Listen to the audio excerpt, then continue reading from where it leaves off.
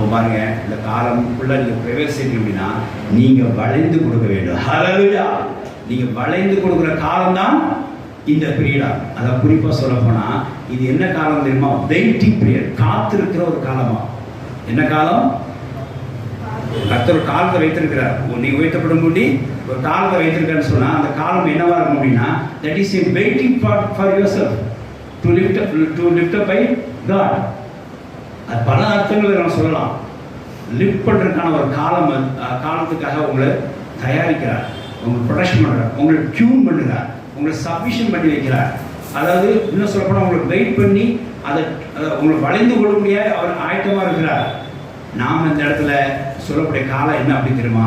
கர்த்தர் நம்ம உயர்த்தக்கூடிய ஒரு காலம் வைத்திருக்காருன்னா நாம் எடுத்துக்கொள்ளக்கூடிய அந்த காலத்துக்கு பேர் என்ன தெரியுமா? நாம் வளைந்து கொள்ளக்கூடிய ஒரு காலம் என்று சொல்லி எடுத்துக்கொள்ளலாம். ஹல்லேலூயா!